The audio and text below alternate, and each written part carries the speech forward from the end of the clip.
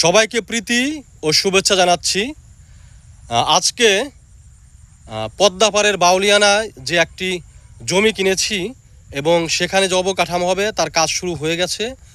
কিছু গাছ অলরেডি লাগানো হয়েছে, সেটি দেখাবো। এই যে দেখুন, এই চারপাশে সুপারি গাছ লাগিয়েছি।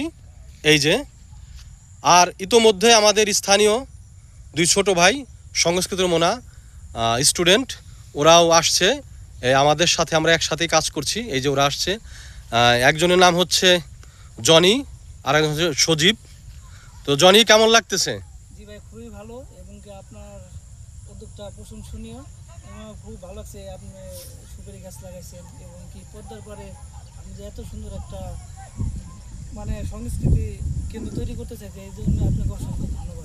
তোমাকেও ধন্যবাদ, নিশ্চয়ই তুমি আমাদের সাথে থাকবা সবসময়। ইনশাল্লাহ। আর পাশে আছে সজীব, ও পড়াশোনা করে।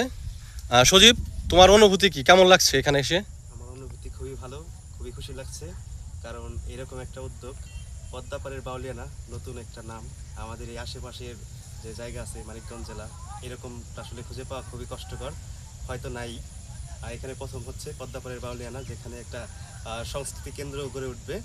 আর পরিবেশটা পদ্মাপাড়ের পাশে হয়, অনেক সুন্দর সুন্দর দেখা যাচ্ছে। এবং কি যখন পুরো কাজটা শেষ হয়ে যাবে, তখন আশা করি আমাদের এই হরিরামপুরের বাহিরচর গ্রামের কথা, বকচর, বাহিরচর, দড়িকান্দি গ্রামের কথা পুরো হরিরামপুর সহ বাংলাদেশে ছড়িয়ে যাবে ইনশাল্লাহ। ধন্যবাদ সজীব। আপনারা দেখুন, এই যে এটা হচ্ছে এখন জমিটা কেবলই পদ্মাপাড়ের বাউলিয়ানার দখলে আসছে।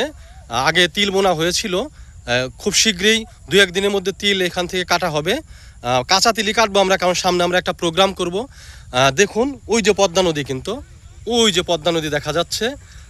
আর চারপাশে জায়গাটা দেখুন কি সুন্দর, অনিন্দ মনোহর প্রাকৃতিক দৃশ্য দেখুন। আর যে চারপাশে গাছ লাগিয়েছি, সুপারি গাছ, 49টা সুপারি গাছ লাগিয়েছি। সুপারি গাছগুলো দেখাচ্ছি। এই যে, একবার ভিডিওতে গাছগুলো ডকুমেন্টেশন হয়ে থাকুক। দেখুন কি সুন্দর।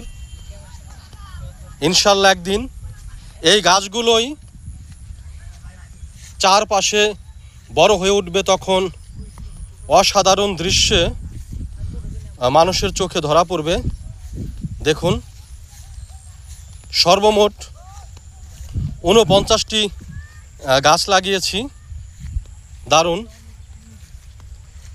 খুবই সুন্দর লাগতেছে। এই যে দেখতে পাচ্ছেন, সর্বমোট 49টি গাছ লাগিয়েছি, সুপারি গাছ। এই গাছগুলোর সুপারি জাতও নাকি খুবই ভালো।